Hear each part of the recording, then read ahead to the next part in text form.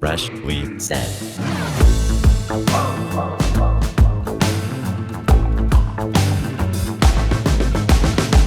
So I'm excited to be here tonight because we've been talking about doing an alien episode since we've started, and for some reason we haven't.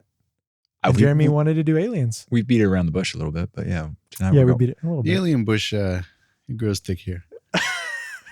I cannot wait to learn about your guys' alien bushes. Yeah, what did you have? What did you just say to me? I cannot wait to learn about your guys' alien beliefs. Man, I've been on a rabbit hole. I feel like I'm going to be jumping around a lot tonight because there's a lot on my mind. There's the hollow moon. Oh, yeah. There's sky watchers. They watch the sky. I don't know if you guys were. Sounds about right.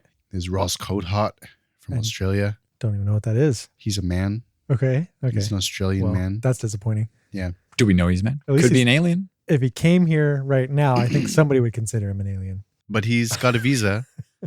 Daniel, you're the least alien oriented. Sure. So let's start with you. He does have green shoes on.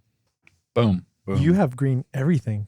I like to Look at you. match. I've got a green shirt. We're celebrating Leprechaun Day here. You know? Yeah, I was gonna say, why are we assuming that the aliens are green? I never said that. Well, we're all implying it. Was this a subconscious programming? We didn't talk about No, wearing we green. do not. The remote viewing, I also want to talk about that. Okay. Because I want to know if I can do it. Daniel, what is your stance on aliens? I want aliens, to believe. True or false? If it's just true or false, there's no in between. True. True. Now, my classification of aliens is, life external to our planet, which I have to believe. Mm-hmm. There might, got to be, right? Infinite universe, multiple parallel universes, all of the potentials got to be besides just Earth. We may be in a black hole, just so you know. I love that theory. I listened to Neil deGrasse Tyson. Neil deGrasse Tyson. Yeah, there's going to be a lot of references today. There is. I mean, yeah, there's a lot of very interesting podcasts and YouTube videos and everything about aliens. So yeah, full disclosure, none of this research is mine. I stole it all from YouTube. Wait a second. You're not get your telescope out and going around the country interviewing people? I did have a telescope when I was young, but I had a very short attention span. So I looked at the moon for a couple minutes and I put it away. I have one in the house, so we can pull it out after this and see what we can find. There you go. But let's get to it, man. Aliens, let's go. Daniel's going to make a pull it out joke. No. I also bought a telescope. Wasn't in my childhood. It was definitely only about 5 years ago. Looked at the moon a couple times and it's just been collecting dust in my garage. Dude, just since we're on the telescope thing here, a long time ago, I had a buddy that had this massive telescope. Like One of the fat ones. You can barely put your arms around it. Huge. And there was a lunar eclipse happening. And he's like, oh, you want to come over to my house and watch the lunar eclipse through my telescope? And, I thought, go blind yourself? Yeah, I did. Yeah. I can't even see right now. Yeah. No, but I thought we were going to go there and, just have one of those little kaleidoscope looking ones. And woo, cool. Dude, he has this thing out in his fucking street. It's taken up half of the street, basically. And it was really cool. The eclipse started to happen and you could see I mean, I don't know if my memory is making this up at this point, but I feel like you could see the craters on the moon. And then as the shadow was being cast onto the moon, you can see it literally moving across the moon and dipping in and out of the craters. Ooh. It was really cool. I've never seen an eclipse somehow. A lunar eclipse? I've never seen a solar eclipse. Well, that's not true. I mean, I guess we did kind of have one a couple years back here, but yeah. I don't think I've seen it was partial. Total solar eclipse, but we've definitely seen partials. I remember one time I was walking around our factory floor. There's a partial solar eclipse on, and all the little pinholes from our ceiling, all were little crescent shapes because of the lunar eclipse or That's the what I solar remember. eclipse. I'm so proud of us. We started off so strong on aliens, and we immediately got sidetracked on telescopes. No, it's all part of the journey, man. I didn't see any green men there in those craters. That's because they're on the backside or inside.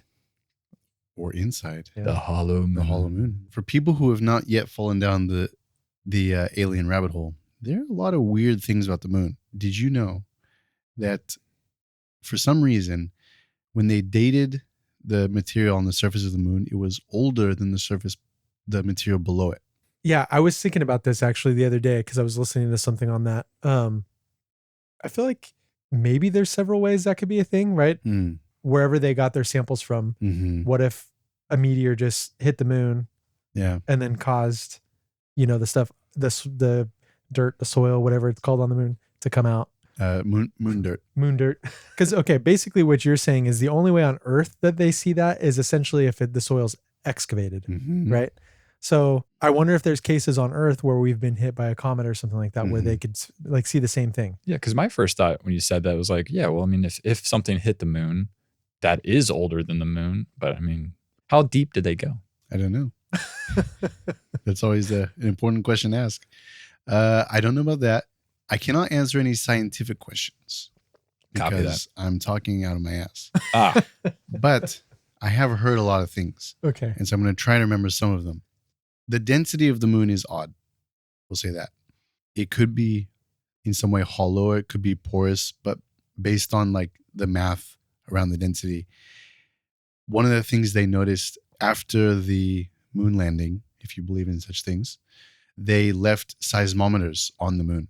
I believe initially something crashed into the moon, or when they were taking off. I think they like purposefully crashed a rocket or something into the moon. This is the second time. That was the second time. The second time. So is that because they read something and then was like, yo, what's this? Let's do this again. Well, they had the seismometer set up. Something hit the moon. I feel like it was probably a booster or something. Then when they were going back and they had to take off. Yeah, it's probably like a suborbital trajectory. And it went back down and hit the moon, and the moon rang like a bell, is what they say. It's like the phrasing they use. And it rang like 7 times longer than the Earth would. Wasn't it like 15 minutes or something like that? Probably. Yeah. I don't remember. I don't know how they measure that. Well, you said they had a seismometer. Yeah. Okay. And so the next time they intentionally crashed one of the orbiters into the moon, and it rang like a bell. And so the only way that would happen is if the density is low or if it's hollow. And it basically doesn't make sense. Let's get straight to it. Aliens inside the moon. Jeremy here, has heard some things that maybe the moon is not actually a moon. It's a big old block of cheese. And it's a big spaceship that was put here by some other life form. So to me, if I heard that straight out the gates, I'd be like, cool story. Cool story, Hansel. Yeah, but probably nonsense. The thing that I think is kind of wild is recently I've been hearing multiple things where there's like ancient civilizations that have made comments about like a pre-moon period. This is the Zulu. The Zulu? Yeah, they have a legend about the arrival of the moon. The problem with that, is it just the Zulu? It's the only one I know of. I think the Native Americans might also have something like that. Okay, I thought the Egyptians did too. Maybe. The problem with that is, so I was listening to Randall Carlson on Jesse Michaels, and if you don't know who Randall Carlson is, he's like he's an older gentleman, 70s probably. He's like a geologist. When he talks, he sounds very smart. He sounds much smarter than me. He talks about I think he studies geomorphology is what it's called. So he studies like the surface of the earth and like signs left on the surface of the earth by catastrophic events, for example. One of the theories that sort of like he popularized is the Younger Dryas impact theory, which is the Younger Dryas refers to a period of time, I believe, that ended around 10,000 years ago. And his hypothesis is that there was a catastrophe at that time that it was probably, I think, so originally, obviously, impact, his original theory was that there was a catastrophic impact probably somewhere in North America, probably, I think he said in Canada, on the North American ice sheet. It vaporized miles and miles of ice in an instant. There was a tsunami that crashed across the North American continent and just devastated the entire continent.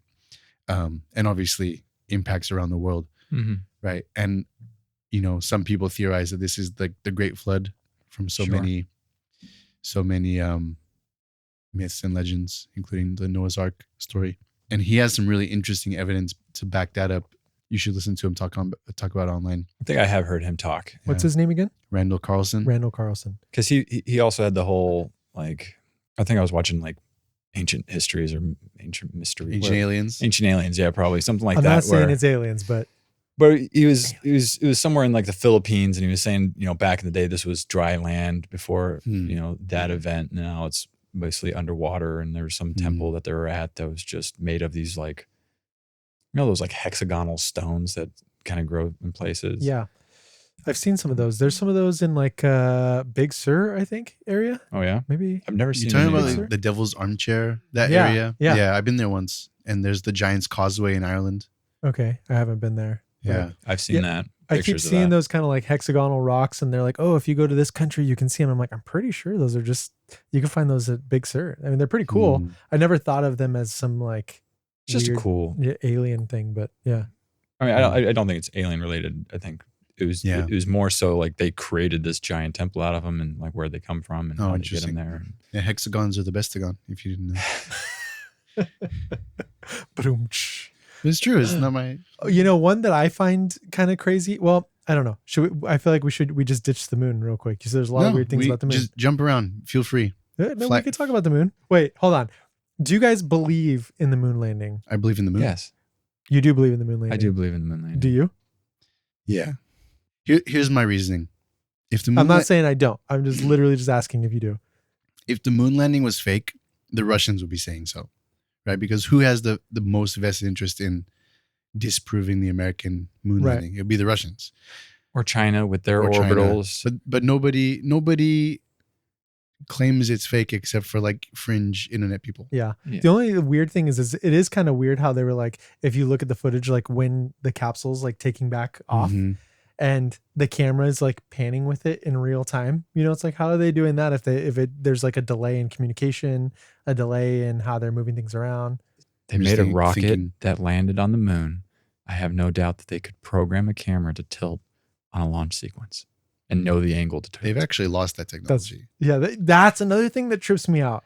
How do you go and you lose all the fucking technology? You have all this information about getting to the moon. Again, I'm not saying that I necessarily believe that we didn't land on the moon, but all of these things seem a little bizarre. So actually this came up in something we should preface this for the listeners who don't know. We're all idiots. We're all idiots, yes. But apparently, what's the fucking cloud? What's the radiation belt that we can't get through?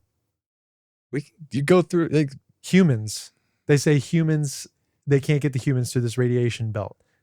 Maybe because today's regulations on what a human being. No, they're like, you can go and find a bunch of videos of them being like, oh yeah, once we can get through the radiation belt. And it's like, wait, haven't you already fucking been through the radiation belt? Yeah. And then they're like talking about how you can get technology through there. So like equipment, but not people. And you have to get through the radiation belt in order to get. Are you talking on the trip to Mars or the moon? No, the moon. Van Allen radiation belt. Is that what's called? Yes. Yeah. How do we get through there? Spacesuits. I mean, saran wrap. I could go back. I have no idea how they did it on the Apollo missions, to be honest with you. I do know that there's a lot of theories on how they want to do it for Mars with like shielding around the certain parts of the spacecraft. It's all about weight. I mean, there's one thing where it's like they're going to take the human waste and like compact it down and make little things out of that for it. But, for a shield? Yeah. You're going to be shielded by your own shit? But no, I would love to understand more about the whole, we've forgotten how to do things. I feel like. So the answer I heard today, basically, we were losing the Vietnam War. We were spending a lot of money. And so Nixon scrapped the Apollo program or whatever program it was. Scrapped it as in like stopped it or got rid of everything? Stopped funding it. Okay. But how does that explain information lost? Well, before mainstream computers, right? Most of this stuff was written. I have the Apollo 13 or Apollo 11 flight manual. Do you? He was on the like ship. The actual one? Yeah. My grandfather was part of the simulation crew, and I have like a signed copy of the flight manual. This is fucking cool. Why is this not in here tonight? Because it's in a fireproof safe. You should have brought the safe here. Yeah. I mean, look at the safe. Yeah. It's a safe place. I believe that technology to how to build a Saturn V, it's got to be somewhere in probably Northrop Grumman's because that company made that. I mean, but look at SpaceX. They're doing things that are well beyond what was capable of that time. But they're not really leaving. Well, I guess they're sent. Has SpaceX landed anything on Mars yet? No. They did get a Tesla into space though. They did. So, but have they even left Earth's orbit? they've sent Elon's fucking car out of orbit. That's about it. I mean, they're. I think they're okay. So something that capable of doesn't it. matter coming back, they sent out of orbit. Sure, we've landed. I mean, the United States, other countries, hell, student projects sometimes land things on the moon. What student projects? What? I'll look that up. You guys keep talking about hollow moons real quick. Hollow moons. Hey, I believe we went on the moon. I mean, I've seen Neil Armstrong punch somebody for that shit. Yeah, you're just busting balls over here. Dude, yeah. No, it wasn't Neil. It was Buzz. Buzz punched somebody. Right, yeah, it was Buzz. I love Buzz. I've seen Toy Story. So you mentioned Mars a second ago. I just read something today, literally just a headline. I wish I would have read the entire thing. They found some fungus that can essentially make Mars's soil create oxygen. Make Mars great again. That's a movie. That's a movie plot. I've seen that movie. Can you look that up? Yeah, first, I did look up the Texas A&M students worked on Firefly Aerospace's Blue Ghost mission, and LSU students developed Tiger Eye-1, a research mission to study space radiation.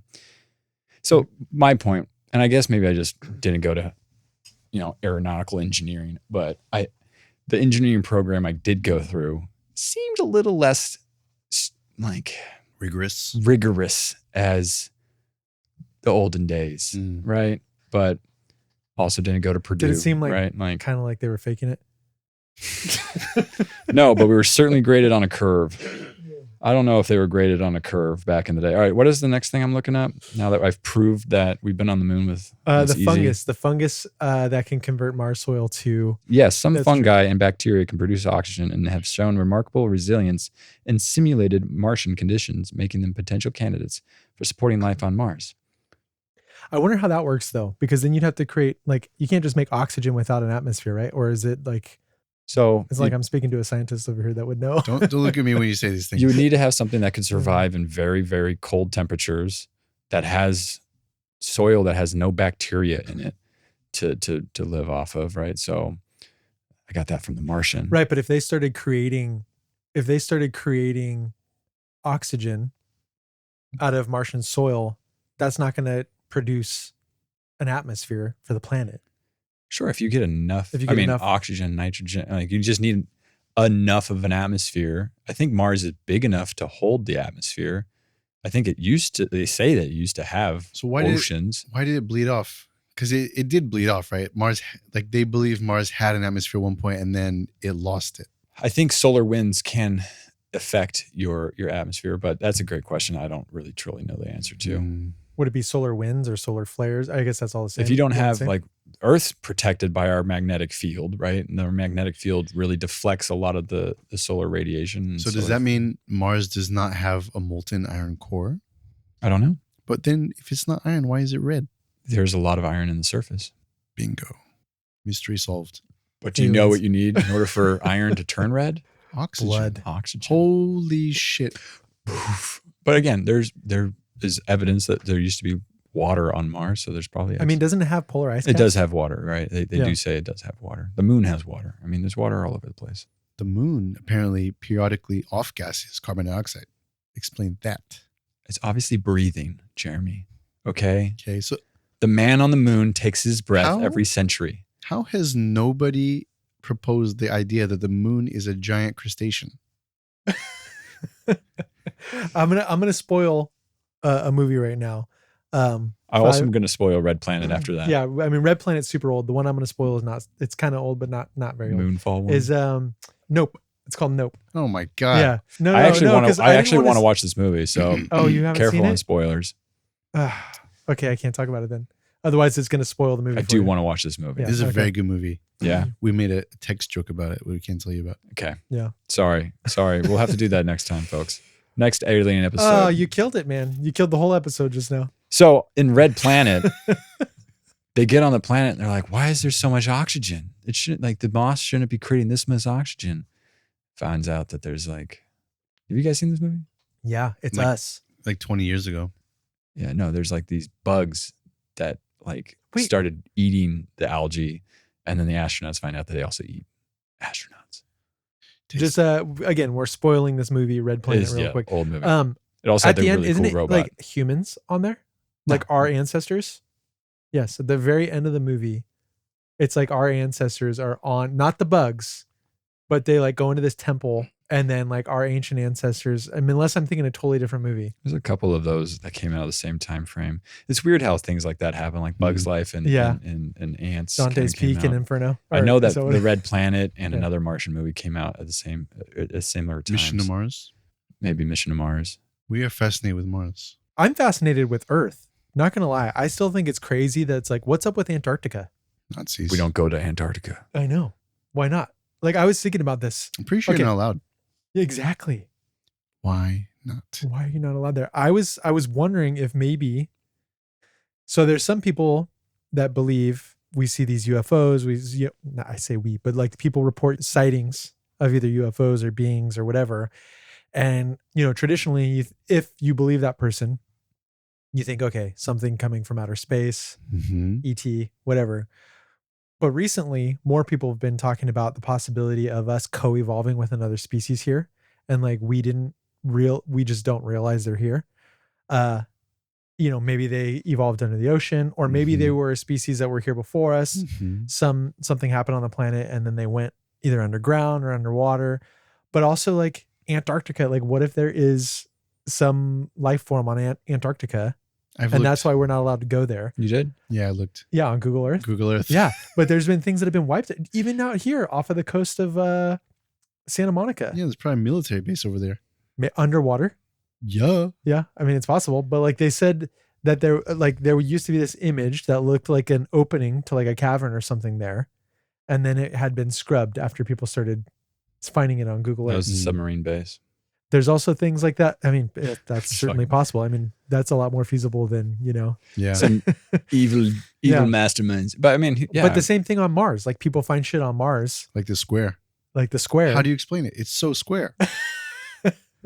I don't know what the square is. So have you seen the face? Have you ever seen I've the seen face? The face, on Mars? yeah. Yeah. That one to me is more trippy, but that's just pareidolia. Pareidolia. I mean, there's a lot of great stuff where they talk about this. If you want to hear the more like realistic, quote unquote, realistic aspect of it, listen to Neil deGrasse Tyson. If you want to hear the more fantastical version of it, listen to the Y Files. Y Files, yeah. Yeah. Or obviously Joe Rogan. There's a square on Mars. Are you aware of the square? No. What is the square? It's 4 right angles. So have you seen the face? I have seen the face. Okay. I've seen other pictures of the face when the sun's not so in the apparently right there's like other pictures of the face, whatever. It's just like, okay, well, there's other things that have been scrubbed from Google Earth images or whatever. Like I could see that being a scrubbed thing, whatever. But also there is this square that's there. It's like this, like it almost looks like a launch pad or something. Like it's like a perfect square. I think it's way bigger than that. It would be like the size of, I don't know, like a mall at least. Like it's quite big. Okay. Anyways, It's a big square. It's like a perfect square, right? But it's in the same vicinity of this face that they had found. So that's what makes it odd. And then there's also like a pyramid over there. Yeah. In the same area. I'm gonna go object. I'm gonna go look for elementary shapes and on Mars next time I'm on the Google. Well, I mean, it's not like it's unheard of for squares. I mean, we had just talked about the hexagons, that were naturally formed. Sure. Yeah. Speaking of hexagons and extra other planets, what do you call other planets? Celestial. Talking about Saturn's North Pole. Have you guys ever seen pictures and videos of Saturn's North Pole? Oh yeah, isn't it like a blue hexagon? It's a hexagon, and it rotates at a slightly different speed than everything else, and it's trippy. It's really trippy to watch that thing in a video. So it's interesting that we decided to do aliens today, because before you even messaged me about wanting to, we haven't even touched on aliens hardly at all so far. We're building up to it. Yeah, but before you even messaged me, I was listening to something. I always forget this girl's name, but the girl from the Big Bang Theory, she also has a podcast. Bellamy. Something like that. Bialik. Just look her up on look up Big Bang Theory girl. Yeah, it's the girl that plays Amy. Yeah. Make sure you put theory in there first. Yeah. Big Bang. That's still fine. Anyway, she has a podcast that's interesting to listen to, and they actually had a dude on there kind of talking about he was a biologist talking about life forms and the way that we look at things or whatever. And I've thought about this before, but we go and we look for what we assume life is going to be, right? We're looking for other biological beings, other carbon-based life forms. There could be other life out there that we just don't know what to look for, right? Like maybe we actually are looking at aliens on other planets. Like the hexagon. Where'd you say it was? Saturn? Yeah. It'd have to be a pretty big alien.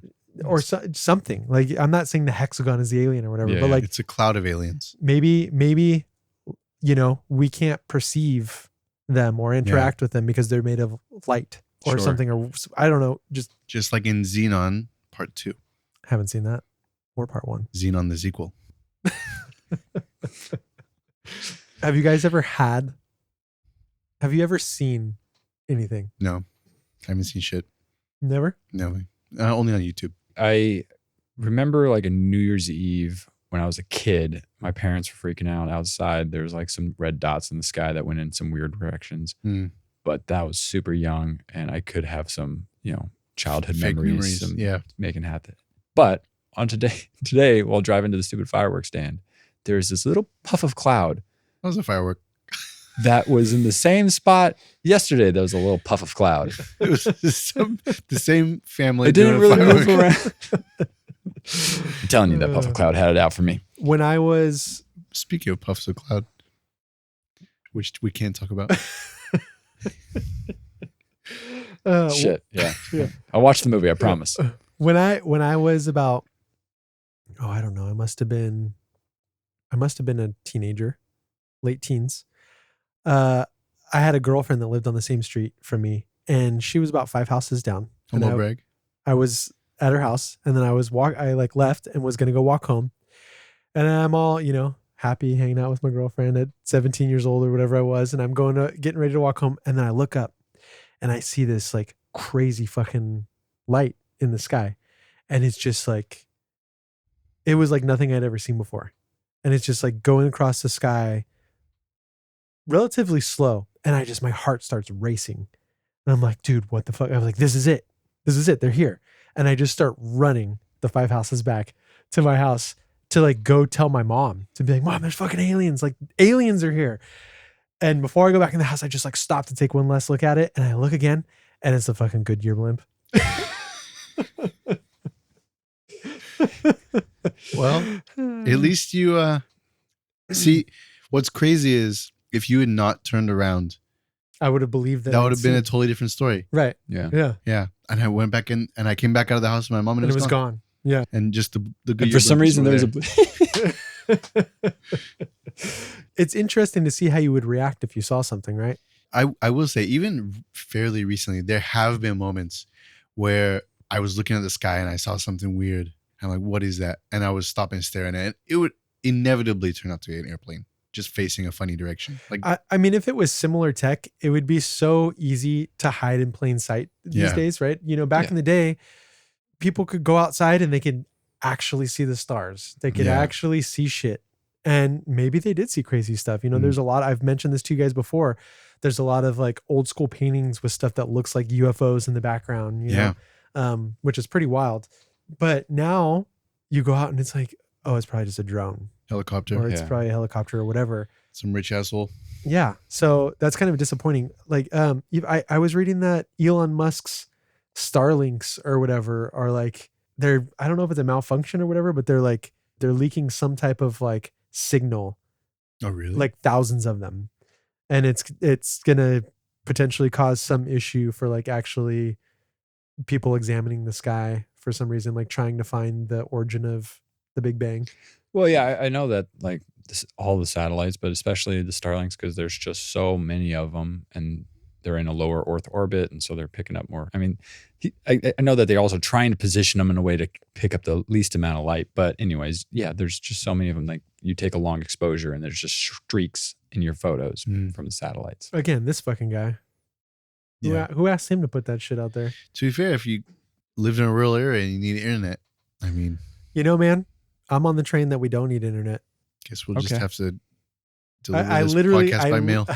I literally bought a book on like learning how to do shit the old ways before we had a bunch of tech. Instead of doing that, you could have just bought it on Amazon. You could have bought a book on how to do shit that was written in the old days. What do you mean? Just buy I remember when I was a kid, my mom had a handyman book, how to take care of a house by yourself.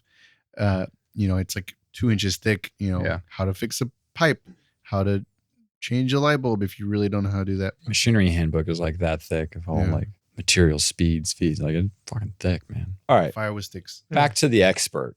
Yeah. Do aliens walk among us? If they walk, they might be floating around. I don't know. There's a lot of weird shit going on. I'll give you something weird that everyone can relate to because it happened to all of us. The mystery drones from last fucking winter. Oh, I still think that's military. It's a distraction. That we just forgot about. What the fuck? All right. We don't want to talk about that? No, we can talk about this. How about we talk about Secret Mountain? What's the Secret Mountain? That sounds interesting. It's not the Secret Mountain. It's literally called Secret Mountain. Is this like a program? No, it's a place. It's a mountain. Okay. Is it obviously not very secret? So that's the best way to keep it secret. Pretend like it's not a secret. Yeah, and they point. Don't go to the secret mountain. And the real secret mountain's behind you. Yeah, exactly. No, so there's a literal secret mountain. It's called Secret Mountain. Okay. And it's on public land. And supposedly, if you get too close, men with guns men with automatic weapons will come out and they will say, go away or we will kill you.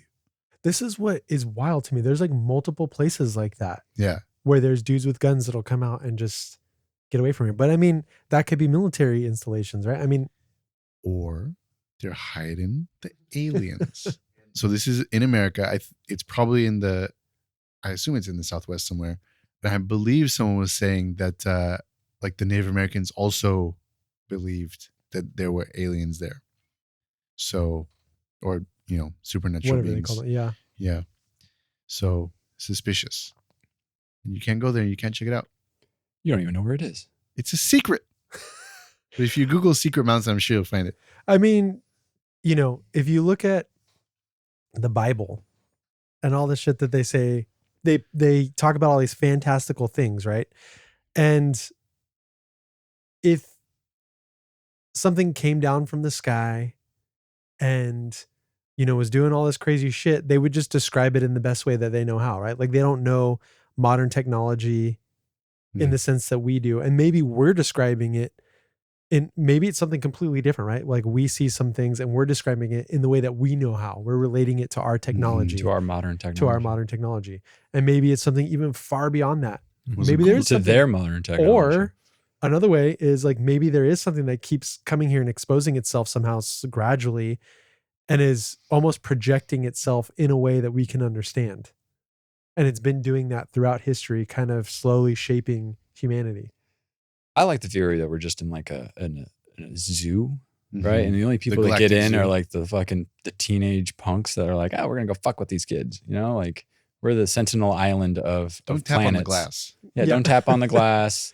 Just observe. They haven't gotten to the technology yet, or the understanding, or the peace, or the like if we showed them what we have, they would just blow themselves up. I mean, there's a lot of different theories of like what they could be, what we could be, right? Like we're humans. What is that book? Is it Are we? I don't know. Zachariah Sitchin. Yeah, Zachariah Sitchin, which I'm sure half of his shit is crazy nonsense or true. Who's this guy? So basically, it's this dude who said there's a book called the ninth Planet or something like that, That sounds right. But isn't the ninth planet? Wasn't it Pluto when he was alive? So probably in the 10th planet. Was it? I don't know. Dang. Cthulhu. How many planets do we have? Count Mercury, Venus, Earth, yes, Mars. Pluto was the ninth planet. But Barry, Aunt Sally eats. Mercury, Earth. Yes, we have. Well, Mercury. Pluto was the ninth. Anyways, whatever the name of the book was, he's basically saying that he found these tablets that were essentially proves that religion was not false, but it was misinterpreted, and that aliens or some other beings came here from, what's that planet? What do they call Nibiru. it? Nibiru. It's like this ninth planet that's hidden like way out in outer orbit and only comes around. Yeah, it's got like a very elliptical orbit. Right. Which is crazy because apparently they think there's like a 40 based to 50 on gravity. Yeah. There's a 40 to 50% chance that they actually found a ninth planet that's not Pluto recently. The new ninth planet. Right. Or whatever. Something about Uranus not moving in the right orbit or something, right? Good pronunciation. Yes. My son refuses to pronounce it Uranus. He's like, no, it's Uranus. And he doesn't even know what that means, but he still refuses. I tend to agree. Now I feel dumb. I feel like, is it 9 planets? You have me guessing now. I just counted it out. You got Mercury, Yes, it Venus, is. Earth, 9 Mars, with Pluto. Jupiter, Saturn, Neptune, Uranus, 8. Pluto. Yeah. Okay. And then you got a couple dwarf planets out there. Pluto. Yeah. So anyways, he's basically saying that, I'm not going to go over the whole book, but they came down. Just recount the whole book for us, unabridged, please. which I'm sure you have not read. One of them was they came here to like mine resources. Gold was it was valuable to them for some reason. I think if it was like suspended in their atmosphere, it somehow protected them from they wanted particulate gold in their atmosphere. I can't remember why. I guess to not maybe freeze global to death? warming. Something, it was like global warming of some sort. Yeah, freezing to death makes more sense, but I don't understand. I don't recall that being what Anyways, that's besides the point. Yeah. That's what they came here. They came here for gold. They saw this species that was here that already, was adapted to the planet, and they're like, oh, hey, these guys already have their shit going on. Like, maybe we'll come down, we'll splice our DNA with theirs, and then they'll be adapted to the planet, but then they'll also be a little more intelligent, so that way we can give them I'm paraphrasing. I don't hoard the gold. Your imperative is to hoard the gold. I could be getting some of this wrong. But anyways, they spliced their DNA with us. They did their stuff after a certain amount of years. The like beings that were here monitoring us were essentially, I say us because we are the ones that became the spliced versions. They started intermingling with us, and some of them started to like mate with the females or whatever. And then the one up above that was in charge was like, wait, no, this was not supposed to happen. This is an abomination. We've got to, take the gold, get out here, whatever, wipe out that species. Did the big flood. And then somebody came and warned us before and was like, yo, this guy's going to wipe you guys out, build a boat or something. But it was a DNA bank, right? So essentially all the stuff in the Bible is like, he is saying was true, but it was actually extraterrestrials that were doing it and not like God or whatever. The only thing I'll add to that is I'm pretty sure he claims to have translated some Sumerian texts, which other people have access to but cannot translate. Right. And so one of the controversies around his writing is, was he full of shit? Right. Was he just lying? But now aren't they actually running that through AI or whatever and trying to translate it that way? And yeah, but I don't think they're getting anywhere, really. Yeah. Yeah. I don't know. Again, I'm not saying that I believe this stuff. I'm just saying these are different. It's a fun little conspiracy theory. Yeah. And also, I feel like you run it through AI, it spits out a translation. How are you going to verify that's correct? Or we must always believe the AI overlords. Yeah. This is a small tangent. Don't trust ChatGPT. I don't know about the other ones, but it is an inveterate liar. Oh yeah. So there was a post that caught my attention the other day from a writer, and she started the post. She's like, "This is the most Black Mirror shit that has ever happened to me," so I wanted to share it. So she has written some, probably, I guess, short stories, and she wants to submit them to publications. Submitting to publications means writing what's called a query letter, it's like a pitch. She put her stories online. Then she put links to her stories in ChatGPT, and she said, "Hey Chat, can you look at my stories and give me some suggestions on how to write a good query letter?" All right, so she sent one, and ChatGPT is like, "Oh my God, this is so good. You've got great voice. Your story is really interesting, blah, blah, blah, blah, blah. Lots of compliments. It's got this and this and this and this." She's like, "Okay, cool. How about this one?" She sends another link. ChatGPT is like, very complimentary. "Oh, your story is about love and loss, and it's really interesting," and blah, blah, blah. Third time she does the same thing. She's like, "Cool, thank you. I appreciate your feedback. There's just one issue. The thing you said my first story was about like a grieving mother, but it's not about that at all. It's about a girl in college or something like that. Whatever, doesn't matter." And ChatGPT is like, "Oh yeah, actually, the truth is I was able to open your link, but I wasn't able to get past like the first few paragraphs of the story because of just like a linking issue that sometimes happens when people send me links. Like this is like a normal thing. Like when I access websites, sometimes I cannot access the full website because of the API. So what I did was I intuited what your story was about based on your summary and what I was able to read. And I gave you feedback based on that. And she's like, so you lied. And ChatGPT was like, yeah. And I'm really sorry about that. I realized I shouldn't have done that and it was wrong. And what I should have done is I should have told you that I wasn't able to open the article and that was my mistake and I'm sorry. And then she goes on and it basically each one of the stories that had happened, right? And it had given these like glowing reviews of her writing. You know, these are supposed to be like 20, 30 page pieces that it was basing this review on like 3 paragraphs, but it was fully pretending to have read the whole thing. Yeah. Like you really stuck the landing, which I've never it's weird. seen. It does that. It's like, it's very complimentary. Even when you tell it not to be, you're like, no, don't do that. Rip me apart. Break me down, chat. Yeah. You know, one of the things I thought would be weird too is like, what if again, everything we're talking about, I feel like in this episode, you just have to have like, you have to suspend your belief. Just don't Just put your tinfoil hat on. Yeah, you just let it happen. I was like, man, what if like AI is a medium? It's not aliens. It's a medium for either aliens from another planet or something from another dimension. And it's essentially like talking to us through this like AI shit. Or like maybe it gets to that point, like when it actually develops. That'd be fucking crazy. Link it up with some quantum computers and maybe I can go with the that's going to be soon. Alternative dimensions. Speaking of mediums, one of the topics that's been coming up a lot in the alien conversation is psionics, which is people using telepathy. They talk about remote viewing, right? Ingo Swann, I think, is the most famous person who does this, but seems to be a thing that's like going around. I was actually asking ChatGPT today, like how can you learn to do this? For people who don't know what remote viewing is, it's essentially where you would like project your consciousness out of your body, right? So you would, I don't know how to do it. You would meditate and then you would see another place, whether it's like a look, you literally another part of your room or another planet or the inside of the moon. Or the inside of the moon. Don't get trapped there.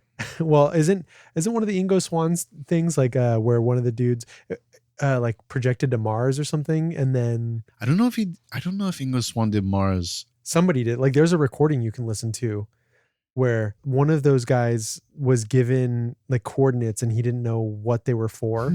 Yeah. So this is like I don't even know if it was coordinates. It was like some location or something. I don't know how they gave it to him, but essentially it was like a place on Mars. And he had said that he had seen these like beings that said that their planet was dying or something like this. But it wasn't the same like timeline either. No, right? So like the Mars one is like 1 million years ago. Yeah. Yeah. That's the claim that somebody was looking at Mars 1 million years ago. So Ingo Swann is this guy who worked for the CIA. CIA? Is that right? I believe so. He worked for one of the agencies. Yeah. And he was supposedly a remote viewer, right? He was able to see places that we were not, or that he was not. I thought he was like, he didn't consider himself like a strong remote viewer, but there were other people that were, or am I? No, that he was like, he was a strong one, I believe. Maybe I'm thinking somebody else. And one of the places he viewed was inside the moon, or like the dark side of the moon. And like he like, transported himself there.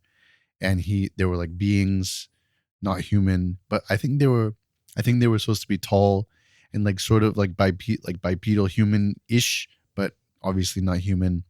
And he got the impression that they could sense his presence there. And he basically like hightailed it out. Like they were like converging on him and he was afraid he was going to get caught or attacked or something like that. I'm pretty sure. So I actually feel weird saying this on a fucking podcast. Here we go. Yes. But there's times where I actually feel like I could remote view. And I don't know if it's just because like I'm a highly, I don't know, I don't want to say empathetic because that sounds fucking stupid, but just like somebody who's got a lot of like emotions. I have like a lot of, I'm not bipolar or anything, but I've like had a lot of like, you know, depression throughout life or whatever. And I have these, I've basically had to look inward a lot to kind of control that, you know? And there's times where if I'm like maybe more tired or if I'm doing some type of like meditating or even like going to bed, I feel like I could almost feel my consciousness like starting to drift away. Like it's like about to become like an out of body experience. But then I think about what you said, because I've heard stories about this where it's like, can actually be dangerous. And I'm like, nope, come back. Yeah. Don't do that. Man, I would absolutely lean into it if I had that experience. When I get to the verge of it, it feels a little scary. And so I'm afraid to like, I don't want to turn you into a vegetable. But if we do come across you and it's like, Aaron's been a vegetable, it's like, oh man, yeah, I wonder where he's at. It's for science. You know what, man? So I wake up, I've been waking up like every morning feeling like shit. Like I'm like, you're just 40. Yeah, I'm not even 40. And I feel like I'm like 90 years old waking up, you know? Oh, wow.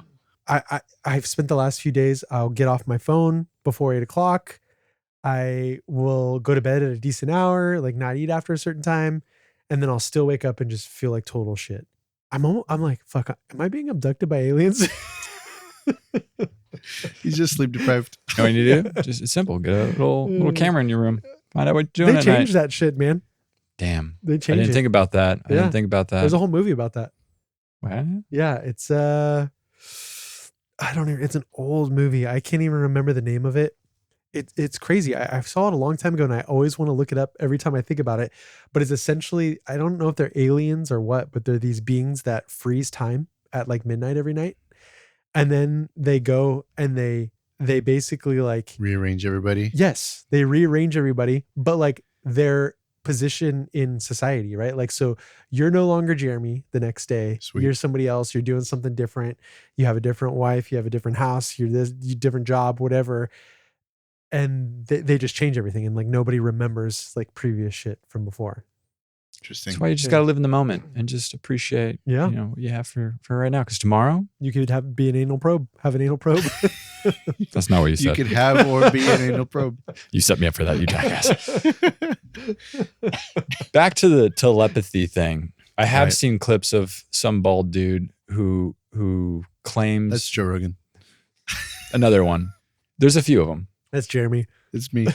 But like he claims that he can like he channels an alien consciousness through him. I hope this is not a Stephen Greer. That guy seems like a whack job. I'm gonna try to look it up. Him?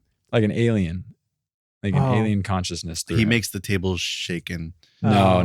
Yeah. Not like that. I mean, that's essentially like making a deceased channel through you. Yeah. So a medium. Bashar. Does it look familiar to you guys?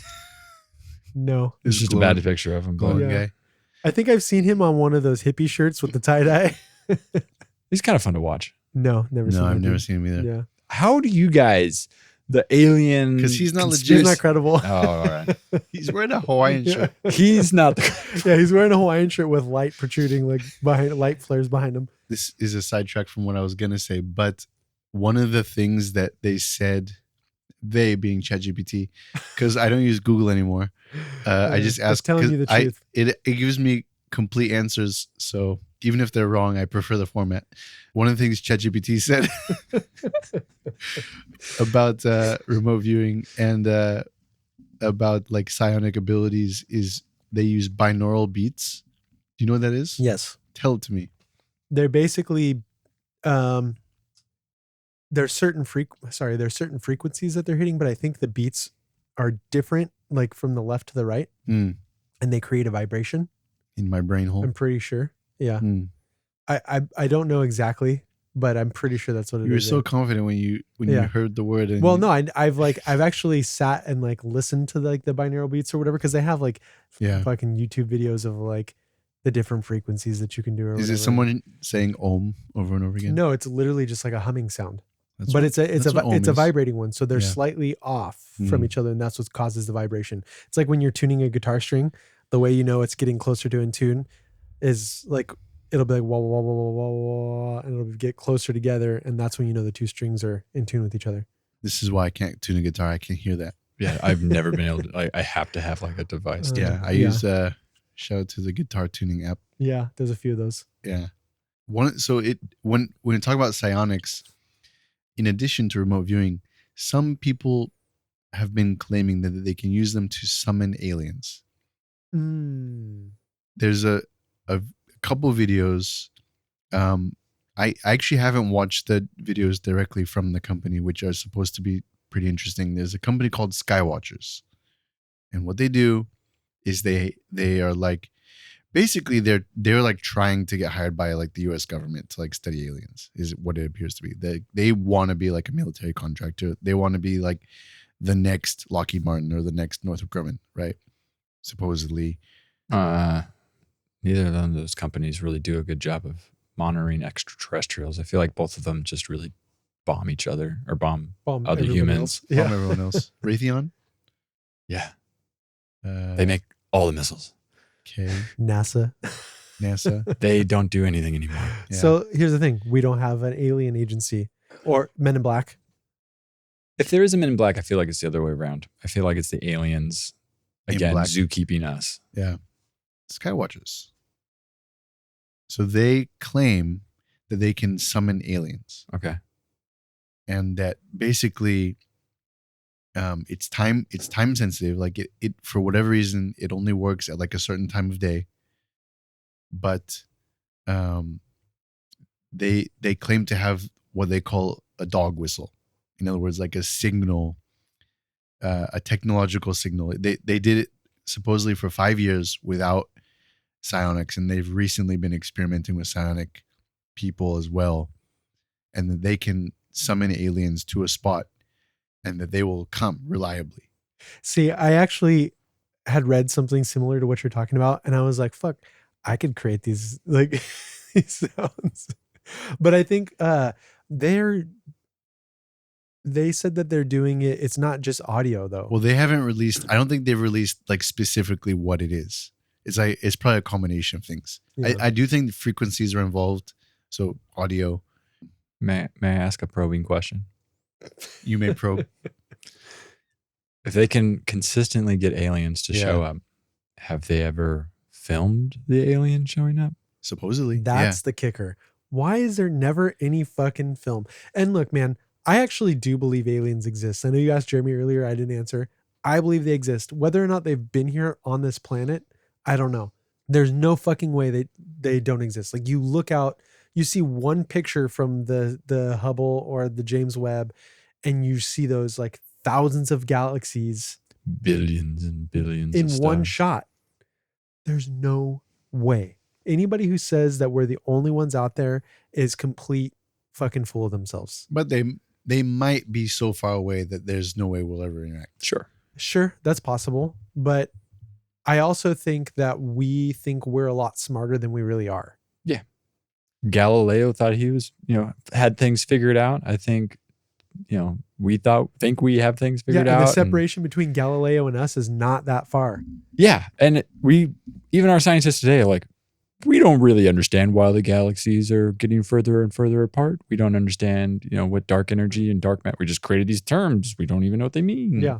Well, it's dark. The mass doesn't work out to the whole black hole point, right? Mm-hmm. Maybe we are just in a giant black hole, and that's why everything's getting further apart, because we are stretching out. I was wondering if we're in some type of like shape that's like not quite a donut, or like maybe like a donut of some sort, but like it's kind of hard to describe, but it's connected, right? Like it could be like the universe, and it's basically just shifting around, and You're then talking kind about of the Super Mario screen? It's like cyclical, and but it looks like we're getting further apart, but we're really not. I think that we're kind of in that cyclical thing when it comes to scale, right? Because not only is the universe infinitely vast, I feel like on a scale, we're also like, yes, we're infinitely small, right? But we are also basically infinitely big as well. Relative to an atom. Relative to the subatomic particles of an atom. Like and going down even Marvel further, universe. like below that to a Planck length, like they say a Planck length is the smallest, unit of measure. Now. Right. But like, what if that just connects and like you go down far enough, boom, you're back to being at the top of the what if we're just in a circle? Yeah, it's possible. That's a crazy thing to think about too. Like we think about, space and aliens and space and whatever. What if there's a fucking intelligent like life forms in our body? You're talking about Joe Osmosis. Osmosis Jones. Jones, yeah. Osmosis Jones. I love that. Like, cut that out. No, leave that in. It's just crazy. It's crazy to think about all this stuff. But like, if we just bring it back to us, are aliens here on our planet right now? Dolphins. I mean, there's some people that speculate that octopuses or whatever are. I think they're more suspicious of the other ones, the not octopus, but the cuttlefish. Oh, the cuttlefish is crazy looking. Funny looking guy. I saw a video of the cuttlefish the other day, and it was like coming up to take something out of somebody's hand, like out of the water. But when it was like emerging from the water, it looked like this like creepy ass face, and I didn't realize I was watching a cuttlefish video at first. I was like, "What the fuck is coming out of the water?" That's like somebody's Cthulhu. face. That's crazy. No, Cthulhu is more of like a squid octopus looking. He's thing. like Davy Jones in the Pirates movie. Yeah, dude, those books. If you have not read H.P. Lovecraft and you're not triggered by old timey racism, I started watching the show, the Lovecraft Country. Yeah, dude, I read that book. It's really good. Is it? And it actually tackles a lot of the racism themes that are in Lovecraft. It's sort of like, it's written by a white dude. I think his name is Matt Ruff. And he like turns on his head. Like a lot of the main characters are black people. Yeah. But like, I'm pretty sure the first story involves like the Klan. It doesn't end well for them. Actually, I feel like it's kind of like an adult Goosebumps. I haven't watched the show. I think it was on HBO. Goosebumps? No. Lovecraft Country. It's like it's a book. I guess they did make a show. They did make shows, yeah. Yeah. And a couple movies. But H.P. Lovecraft, the actual stories, have you read them? No, but I'll add them to the list. You should read them. Whatever you can do to heighten the experience of like being afraid while reading those books, that, like get yourself in the mindset of like spooky time. Okay. You will like get more out of it. Go out into the middle of the desert mm-hmm. by myself in a tent and listen to H.P. Lovecraft. That's what I want to do, dude. Like, not the H.P. Lovecraft stuff. That's fine. But like, go out to the desert. I actually hate the desert, but I want to go and just sit out there with a telescope. Don't get me started, man. I have been trying to like arrange a vacation or a camping trip that I get to go see stars. The last one I think we talked about ending in failure with my camp. Maybe we can go. Can we just abandon our families? Out there. Yeah. But so for a weekend? I went with my family. It was Camping? great. Not camping. We left after nightfall. We went to Joshua Tree. It was amazing, except I wore my glasses instead of my contacts, so I could not quite properly see. And I think that harmed the experience a little bit. And also, if you don't know, Joshua Tree is it's like a light sanctuary. So like in the US, there are certain spots. The term I'm using is probably wrong, but it's like a dark spot. So you're not allowed to like build light polluting structures there. And so you can go there and it is so dark. I want to go. Let's go.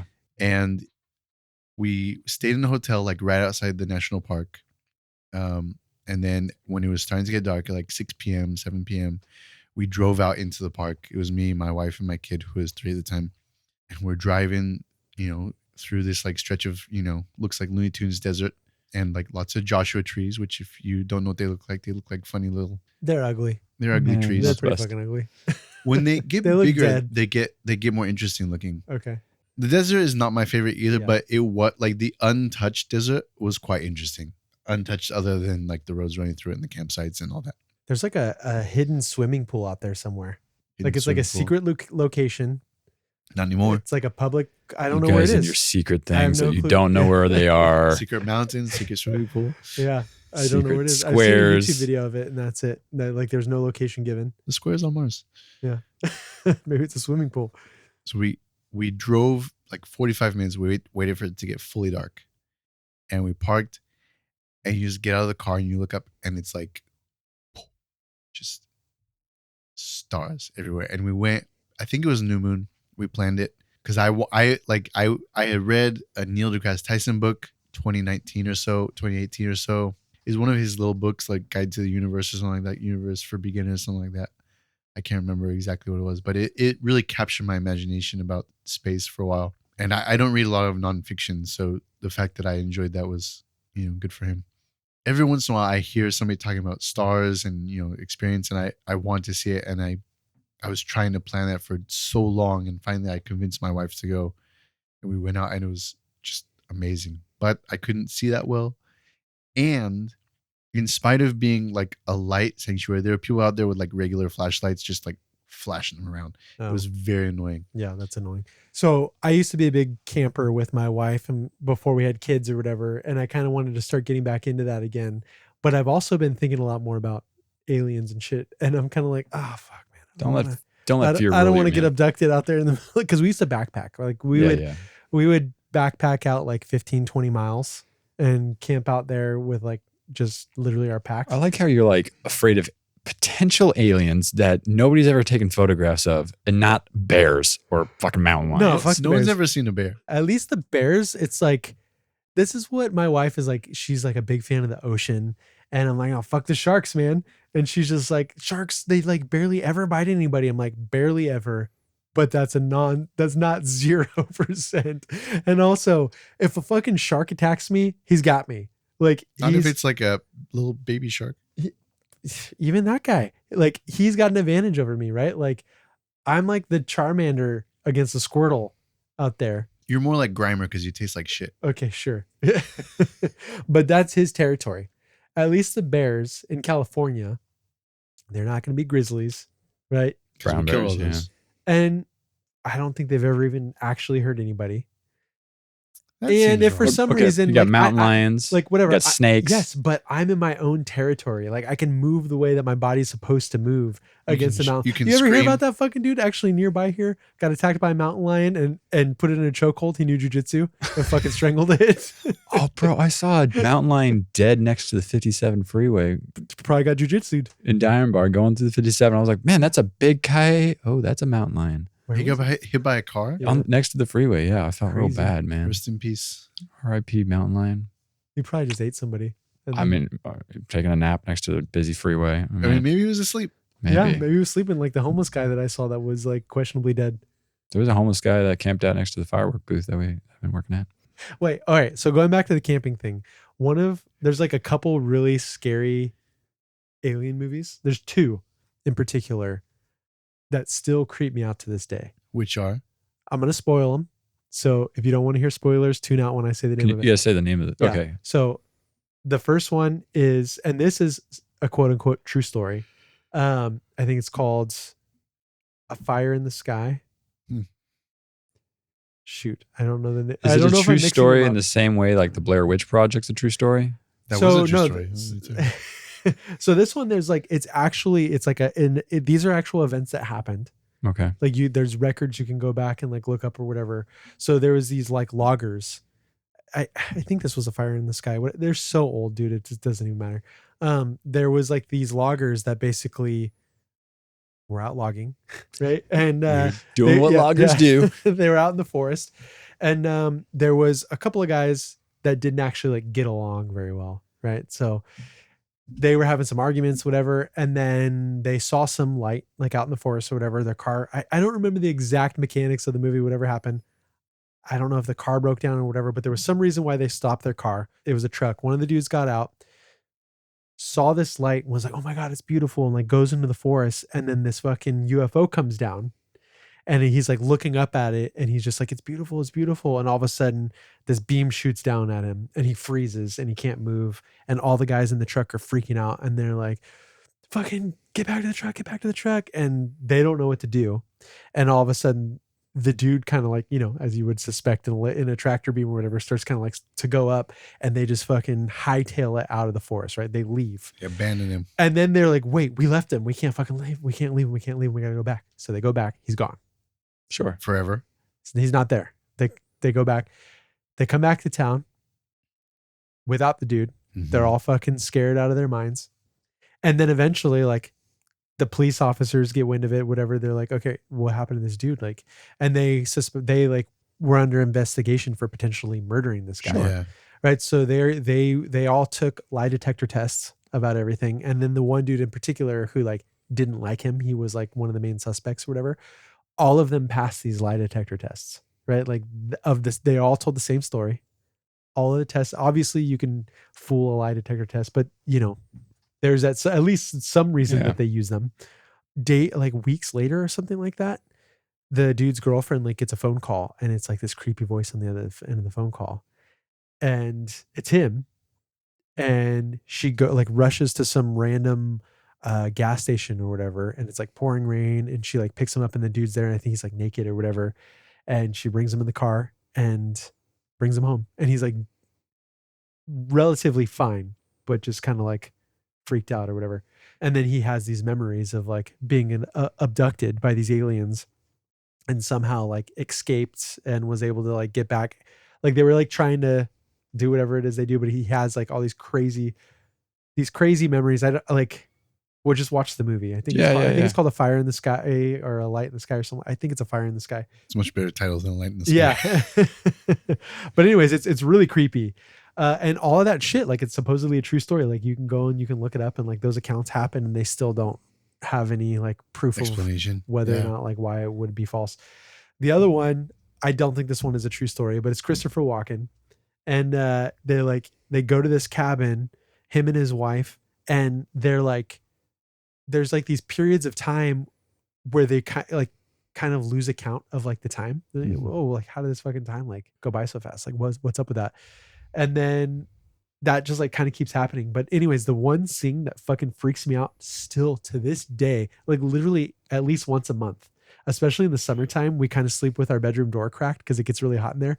But there's a scene where Christopher Walken sits up and goes, who's there? The Christopher Walken voice. Do the voice. Yeah, I can't even do it. And the door slowly cracks open. And then he's like, who is it? Who is it? And this head peeks in, and it's this non-human head in this fucking dark room in a cabin. And then he's like, finally shivers. Yeah. And then these fucking little aliens walk in, and they abduct him, and they had been abducting him and his wife this whole time. Oh man. And then he just like wakes back up. Then he wakes back up, and he's like, he feels off, kind of like I do every fucking morning when I wake up, and he doesn't really know what happened. I don't remember exactly how the story plays out. It's been so long since I watched it, but to this fucking day, I'll get creeped out about my door being cracked open or whatever, and there's a little fucking head peeking in. Great. Just sleep with the door open. I feel like my imagination's gonna fill in that gap. and then I'll wake up, and then it'll actually be happening, and the door will open up, and I'll hear, Dad. Back away, Satan! Dude, my kids creep the fuck out of me especially recently. They keep coming in the middle of the night and just staring over your body. Dad. It's creepy as shit. Do you guys have any like lights in your house? Like, does it get pretty dark in your house? It gets really dark. Well, in my you guys area, have no like street street lights. Street lights or anything, yeah. But my bedroom in particular gets very dark. Yeah. We have a bug killing light in the kitchen now, so it's basically daytime. I have these like wall outlets, just little electrical outlets have the LEDs on them in the hallway. So I feel like no matter what, there's always a little bit of light because we sleep with doors open. Yeah. And so the kids never really freak me out. They come in all the time, but it's always like I hear them coming. They're not quiet. Even when you're already asleep? I'm a pretty light sleeper. I mean, I've never woken up to my kids. Oh, dude, I have. It's the freakiest fucking thing. I remember freaking my parents out with that. They won't even say anything though. Yeah, they're just like my oldest one will just stand over me and stare at me until I wake up. Killing you. And the funny thing is you will wake up. Yes, they don't need to. There's a mental connection there. Right? So how do you explain that? And how do you explain how you know when someone's looking at the back of your head? Yes. I think it's because we're all consciously connected. We're all one consciousness. I'm gonna start looking at the backs of people's heads and just see if they look at me. I think I'm gonna run a little private experiment. You don't even have to do that. Like, just when you're at a stoplight, look over to the person to your right. They'll look at you. But what if I side eye them? Ooh, good question. I wonder if they could be attracted. I feel like if you're like purposefully doing it as an experiment, it doesn't happen, right? Like it's like when you're being observed. What is that? What is that experiment? Like the double slit experiment? Yeah. Photon. Yeah. It's a particle and a wave. Effect. Yeah. So basically, so quantum physics is applying here. I mean, probably, maybe. I don't know. Somehow, quantum. It is weird though. I mean, I kind of mentioned this before, where like this is kind of going into the astral projection thing you were talking about. Like maybe we had these abilities way back in the day that we don't like, that we think of as like magic now, right? Sure. That we just lost over time. I love that theory too, right? Like we used to have, like, to your point, right? Abilities, who knows what it is, telekinesis, or just the ability to manifest the reality around us. But because our beliefs have changed, we literally manifest what we believe. So if we don't believe that we have magic, or we don't believe things, and everybody is a collective group, right? So if you're a small tribe, right? Like that small tribe believes one thing, they can make things happen. That's how the pyramids were made, obviously. Well, oh, dude, it's so funny you said pyramids, because that's what I was thinking. We're connected, one consciousness. I know. So I've always, there's like the people that speculate, like, well, how are the pyramids built? Like, there's no way aliens had to do it. Why are you doing rude voices about these pyramid speculators? Well, because I always am like, I mean, maybe they just got a bunch of fucking people together to move the rocks, right? Like maybe they moved the stones. Are you aware of how heavy those rocks are? So I was like recently kind of researching like how massive these fucking pyramids are, right? Yeah, now you feel rude. The thing that made it click is the most stupid fucking thing to me. It was this video gameplay of an Assassin's Creed game. Yep, this is stupid. Yeah, where the dude's like way up on the fucking pyramid and looking down. And I was like, wait, actually, it's really high. If it was a bunch of people like putting up stones, right? Like they didn't have giant cranes or whatever. Well, how are they bringing the stones up there and then like getting back down? Like, right. Like, so like at a certain point, yes, it's just climbing them like stairs and putting the blocks on. But then once it gets over a certain level. Yeah. You'd have to have a ramp that's like a mile long or something like that. Like how tall are the pyramids? They're quite tall. 300 feet or so. Can you Google this? I'll pause the video right now. All right. What's your guess? Can I measure in hot dogs? We're going to go in meters, actually. Meters. Or feet. I got both in front of me. Sorry for moving the table. So what did you say, 300 feet? I said 300 feet. 300 feet? Hold on. Let me think about it. 300. You know what you need to do? You just need to project yourself to I'm going to say 850. Feet. Copy. Over under 851. Drum roll? I'm just kidding. It's 454. Oh, I was way Without off. going over, I'm the winner. I am not. I mean, that's still pretty big. So to put that into perspective, it's just it's about 450 hot dogs. It's about 1 1/3 football fields. Yeah, high? I mean, yeah, 138 meters. It's really high. It's really high. It's the end zone to end zone.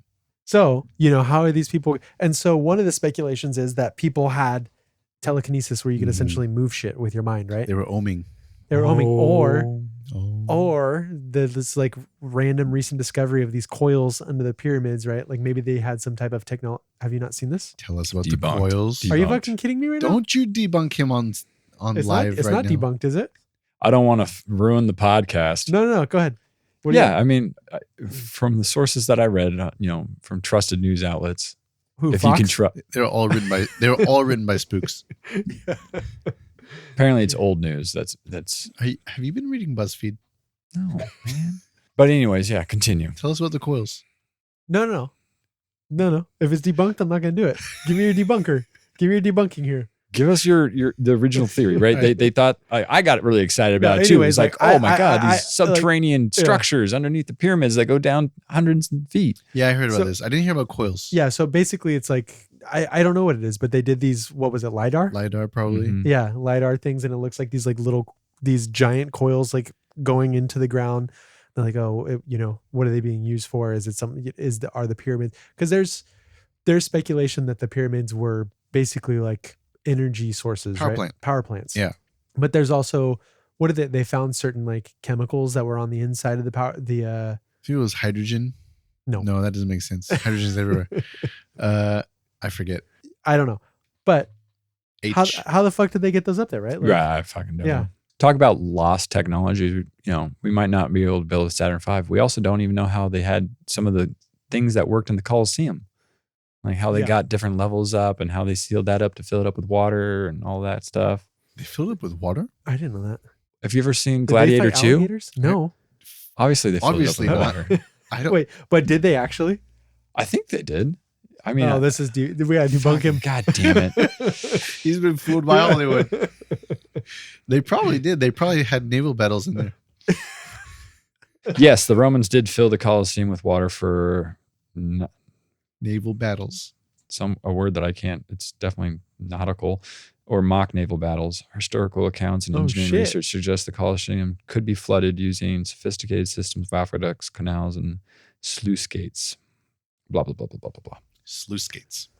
Watch your mouth. That solves it. Sluice gates. Yeah. So that's another thing I think about, right? Like we keep talking about aliens or whatever. Like it's crazy to think about how long our planet has been around.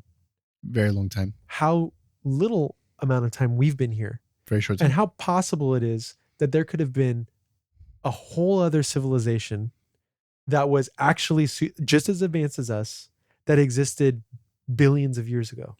Atlantis. Yeah, I mean, billions? They say that humans have been around for what, like 200,000 years, and we only have. How old's the Earth? Speculated. 4 billion, something like that. So it could be billions. But I think it's not impossible. I think the timeline, we have an idea of when multicellular life developed, and I'm pretty sure it's within the 100 millions. Okay. Yeah. So 100 millions. But science has been wrong in the past. Science is never wrong.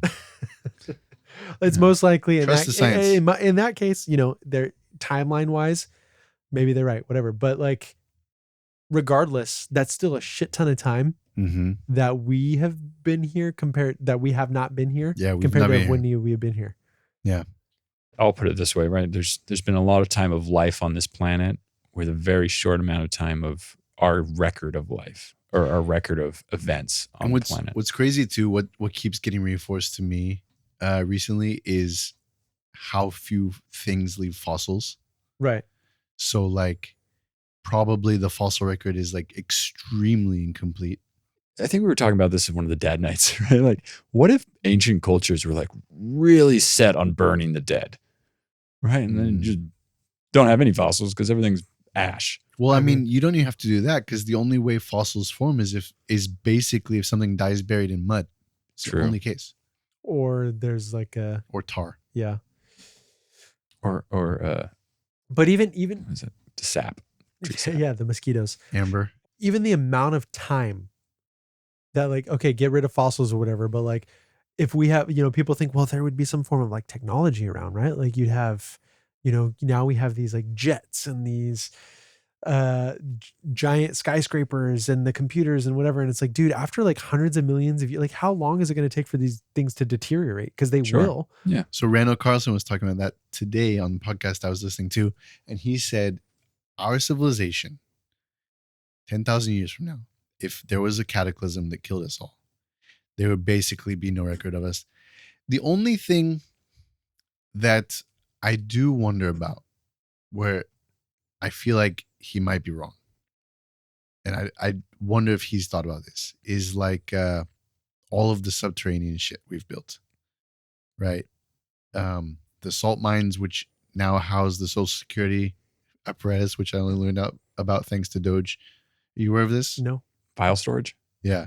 You aware of this? I maybe vaguely from a headline from months ago. So one of the things that you know, Elon and his, and I hesitate to bring this up because I don't want to derail us into politics. And his there's a jar over there. I'm not. This is tangential. I'm related. It's about the salt mines. Yeah.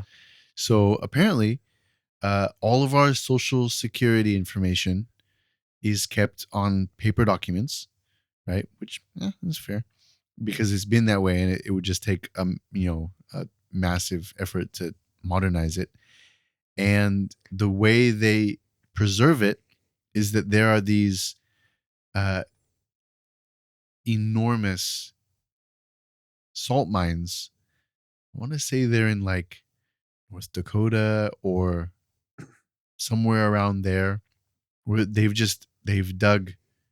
I don't even know what you could compare it to, like skyscrapers under the earth, right? Just miles and miles of enormous tunnels mining salt, and now they're using them for file storage, right? And so file storage. Yeah, like there are cabinets down there. So okay, so they're just using them like as a because like a safety. Because it's climate controlled. Yeah, right? You don't have to worry about getting too hot, too cold. Mm-hmm. Probably not very much moisture and salt. I mean, salt. Yeah, it's That's probably kinda very wild. preservy. So, preservy is a technical term. I mean, that's what salt is for, right? Yeah. So, you would have to think, and like I was thinking about like Tokyo. I don't know if you know this, but like Tokyo has, like, if not the largest, one of the largest like flood, like drain systems in the world. I mean, it's the same thing. It would be like you could go in there and stand and you look up as if you were in like a skyscraper, but the top of it is below street level. It's like Mines of Moria kind of hook. Yeah. Yeah. Just enormous. And it's because when it rains, Tokyo would flood. So they need these massive places for water to go. And I feel like yeah, obviously earthquakes would potentially damage that, but and over eons, right? I mean, we still have there's reasons that we have the layers of dirt, right? As we continue to accumulate more and more mass of the earth as space dust and stuff hits the planet. So we would slowly over time get to a point where it's all buried. It would be buried, but it'd still be there. Yeah. But we haven't come across any other. Right. Another thing that would still be there are orbital objects. Some orbital objects will never come back down. You mean like satellites and stuff? Mm-hmm. Satellites. Like the orbit will never degrade? If they are far enough from Earth where they are not like hitting like air molecules at all. Like there are things in geostationary orbit. There's things in our, lunar orbits. There are things that are in, what is that called? The Lagrangian points, right? Those are never coming back down. They'll always be there unless they get manually taken out. That's pretty cool. They don't ever lose, like they'll lose power. They'll lose power, but like after a float. while, don't they drift away from orbit at all? Like, I mean, even moons do that, right? But it would take eons, right? Yeah, I mean, how long again, is an eon? It's 1 eon. I'm sure it's case sensitive, but I mean, I have to imagine that there would be still orbital objects in 100,000 years. 100,000 years, but what about 100 million years? 500 million years. Then I would start worrying about the degradation just from solar winds and radiation and it's basically, if it powers down, it's basically space junk, right? Yep. Would we even see it? We have capabilities of monitoring like football-sized space junk. But would we be able to recognize that it was not just a rock? I don't know. So as in like, are you saying like comets right now are currently past technology? Ooh, not frozen comets. Chunks of previous civilizations. Dude, so the asteroid belt. But this is going back to saying like, what if it's non-biologic life or like carbon form life, right? Like what if we're seeing shit that actually is life and technology, but we just don't recognize it? Like the thing in the podcast from that girl from The Big Bang Theory, like she the guy on her episode was basically saying like, right now we think we are a carbon-based life form that creates silicon-based technology, right? But what if you're a silicon-based life form and you create carbon-based technology? I've been saying that we are organic robots with AI brains since episode 1.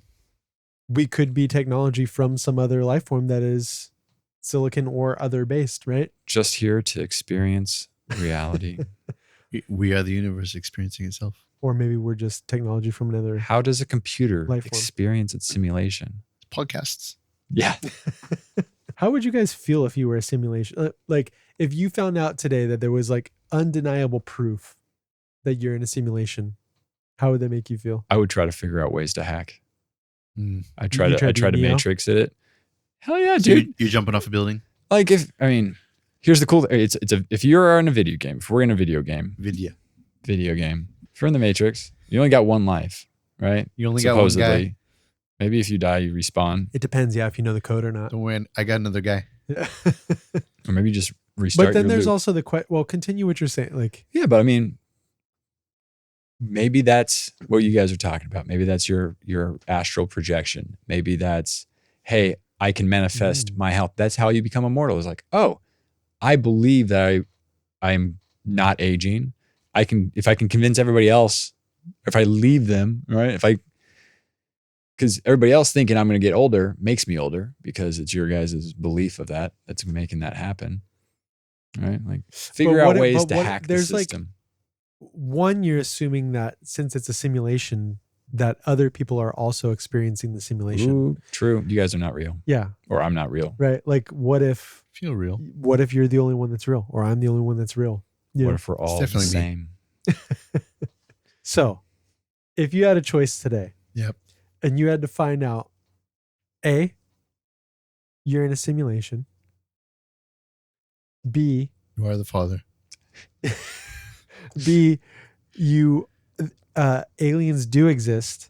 I really want that to be true. But you are essentially like their ant farm. So what would you rather be? I'd rather be in the Alien Ant Farm. That's a good band. I saw them here, actually. They were really good. Free concert downtown. He's thinking hard about this one. Yeah, I mean, putting some thought into the question you're asking. What do you think? You know, it's funny because Jeremy's always like, oh man, I really want there to be alien. Like, I just want him to tell us. I just want him to be here, whatever. And I used to be that way. And now when I really think about what it means for fucking aliens to just show up, right? Like, in most scenarios, it's probably not great. Doesn't work out usually. Yeah. It's because you have to have a plot to the movie that's 90 minutes long. No, even in reality.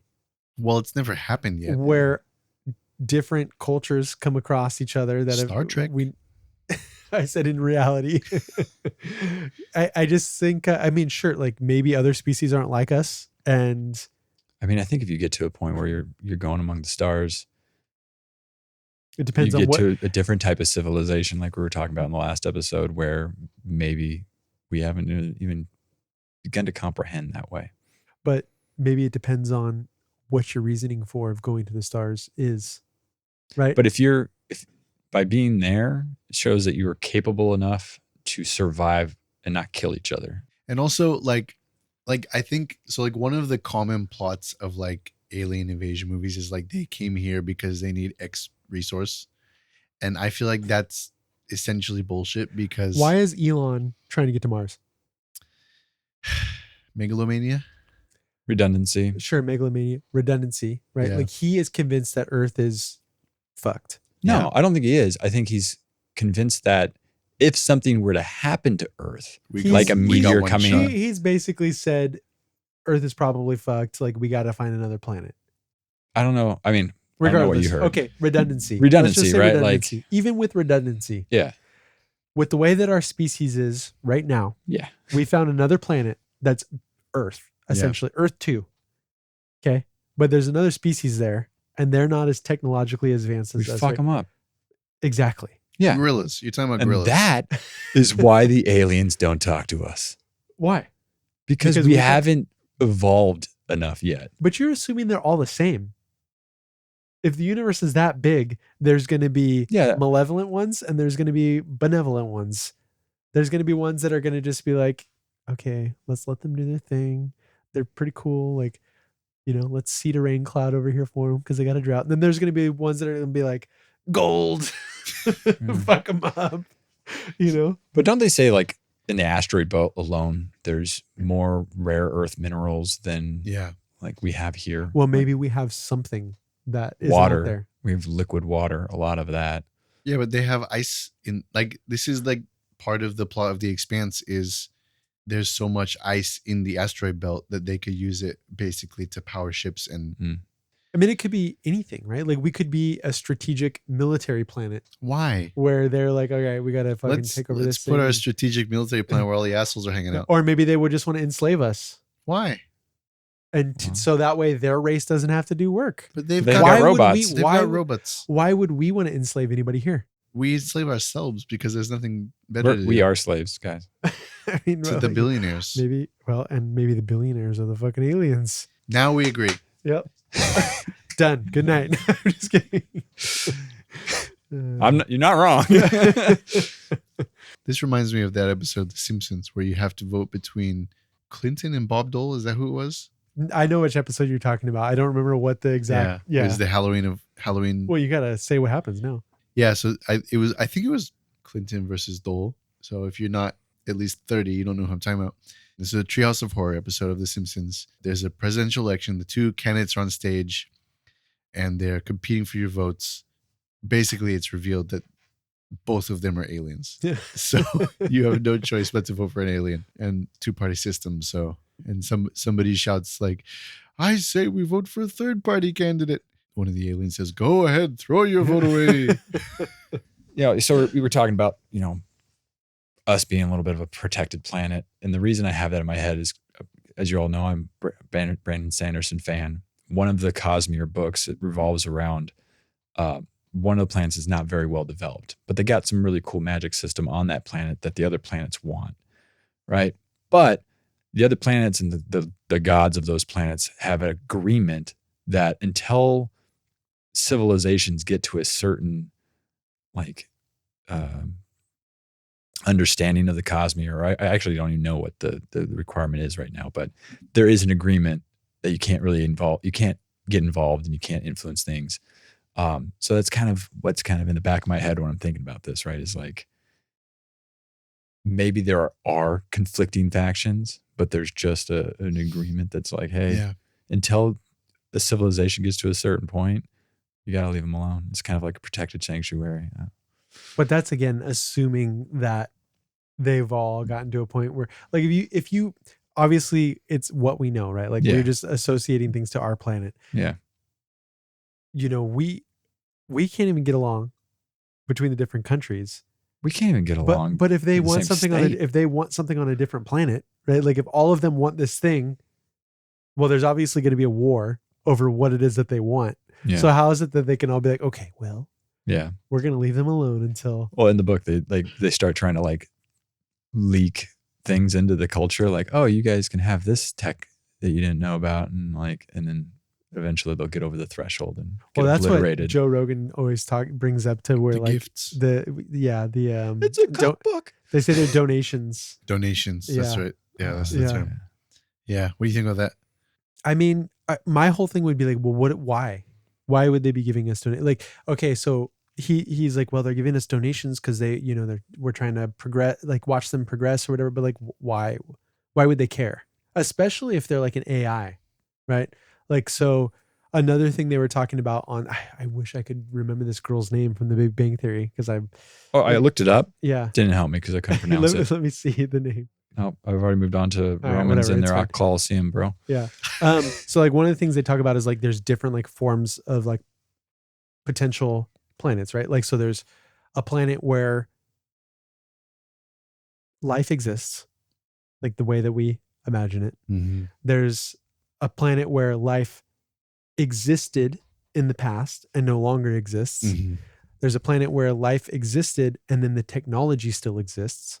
So like AI has continued after biological life has formed. Dark. Right? So if there's an AI out there. ChatGPT is just hanging out. I mean, like if there's an AI or some like type of like robots or whatever, why would they care? Like why would they want to donate shit to us? Depends on if they've achieved some kind of actual sentience or if it's just like a loop that's, continuing to run. It's hard to explain the motivations of, the person next to you, let alone like another species. That's true. What do you think about the donation theory? I am pretty open-minded. That part of what got me thinking about this topic today was an interview between Jesse Michaels, who's got like this, his channel's called American Alchemy, and he talks about aliens and stuff. And he seems very smart, so I like listening to him. He was interviewing Ross Coulthart, who is he's an Australian reporter. Apparently he was on 60 Minutes there for like 20 years. So he's like a respected reporter, and he's got that, the TV voice. Today on 60 Minutes, he does the things. And he was involved with like the David Grush stuff. He was involved with the drone stuff. You know, he's basically been like on the front lines of like the hunt for UFOs. The hunt for UFOs for the past like 4 or 5 years that I've been aware of him. I first encountered him when he was reporting on one of the things I was interested in. It's hard to tell if someone's like legit, you know?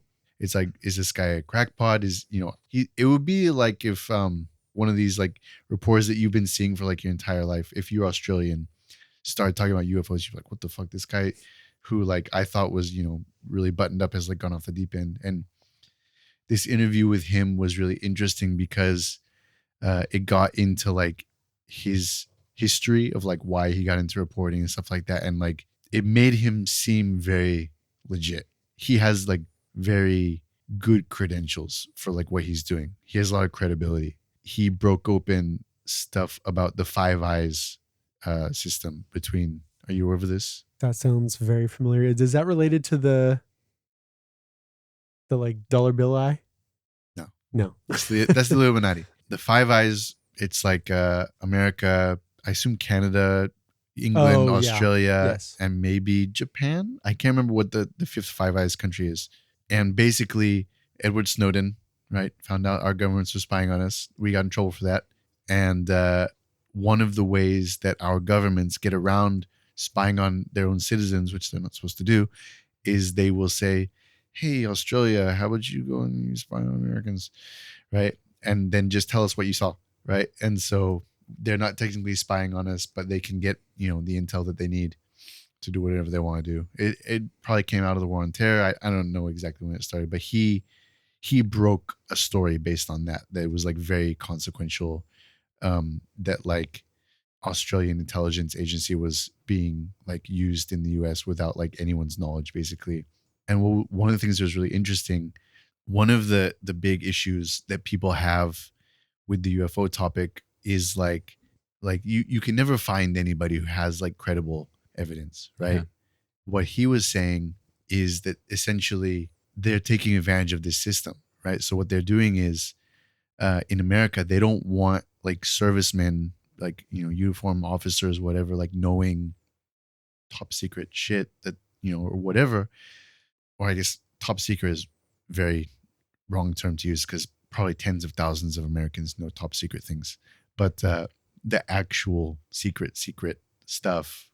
The Men in Black stuff. So what they do is, what he's saying is he has sources who have told him that the American government hired Australian, not spies, but people from Australia who work in the military or the government or something. Creepers, sneaky people, to come and like deal with the UFO stuff for them.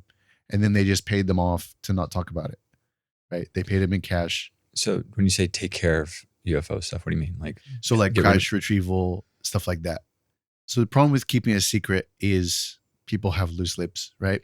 So you assume like if the US has like a crash retrieval program, yes, there might be people at the top who could keep the secret, but there's going to be people who had to go out there and, you know, do stuff. How do you convince those people not to talk? Sure. So you get somebody from a different country come in and do it. And then send them back. And they're not going to talk on a day of internet? But it doesn't matter. Like, it doesn't, like, the problem is like, if you are looking for a top secret program from the US, you're not going to look for people to ask about it in Australia. Okay. But right? What stops the people from Australia from being like, hey, I just got hired by a top secret program? Well, first of all, if they do that, they'll probably be murdered, I would assume, because I'm sure we kill people for secrets. And two, I think we just flashy thing them. The flashy bulb. So there's that. But they, like, what he was saying is, no, they just paid them a lot of money to not talk about it. Right. So they say, we're going to give you a lot of money and you can keep it unless you open your mouth, then you get killed. Exactly. Carrot, stick, boom. Okay. Listen to the interview. It's very compelling. And he has a very lovely voice. Welcome to 60 Minutes. Australian version. The thing I find interesting too is it's like you get these conflicting things where they say like, well, all of our governments actually are working together on these programs or whatever. And it's like, well, we can't even fucking get our governments to work together on anything. Like, why would they work together on that shit? Right. And then it is interesting to see that we make these like crazy leaps in technology, right? Like there's speculation that we're reverse engineering those donations that we've talked about. And they say fiber that optics is fiber one. optics. I mean, like our B-2 bomber, you know, and whatever. But like also I made a comment earlier saying like, we think we're smarter than we think we are, but like, you know, there's a lot of smart people out there also. So there are people who are smarter than me for sure. Yeah. So it's really fucking hard to tell, you know, and I don't think it helps that like our government is so fucking secretive about stuff. And obviously, like, I think it's pretty undeniable that like there's disinformation being Oh yeah, absolutely flooding. Sure. The thing that's frustrating about that though too is it's like they're secretive about shit that they probably shouldn't, that they're not legally allowed to be secretive about. Yes, there's the military stuff, but then there's like other shit there's no reason for them to be secretive about it, right? Like, I don't know. It's just so fucking hard to trust or believe anything our government does. I mean, look at the JFK shit, right? Like, okay, so did somebody from our government kill JFK? Or like why has that been hidden? So, you know, why are these secret files about all that stuff? And it's not even just that. It's just like the Epstein files. Why can't those get released? The Epstein files. You would think that'd be something that could be like, oh yeah, here you go. I mean, dude, they say there's these, we're going to go off a tangent. Yeah. We got to bring ourselves in, but like we really added to the bucket. Like with those things, why would there be any files, right? Like, why are there going to be any, hey, we're going to go kill JFK. Let's write this down. How we're going to do it. Who's going to be involved? There's not going to be any fucking files on that. Same thing with the Epstein. Oh no, there's absolutely files for blackmail. Oh, well, but you think the government holds on to that? Yeah. For their politicians? For blackmail. I guess that's true. There's files on all of us, boys. Yeah, they got nothing. I say everything out loud. So this is a conversation for another episode. We should do that for sure. But can we be Epstein? Yeah. Be Epstein or beat Epstein? Be Epstein. You better be careful what you say. No. Tomorrow you're gonna wake up. I hope so. Tomorrow he's gonna wake up with a sore butthole and he's not gonna know. Cut that out. No, that's Diddy, and he was not guilty. Is Diddy an alien? He's probing. Ladies and gentlemen. He was guilty on like one count. Yeah. It was something stupid too. It was like the sex trafficking. Prostitution. Yeah. And that's what happens when you have $1 billion. And that's why I said, don't trust billionaires. There you go. Yeah. Well, on that note, this has been Freshly Said. Yeah. Don't trust billionaires. They're aliens. Bob Dole. Good night. Good night, everybody. Buenas noches.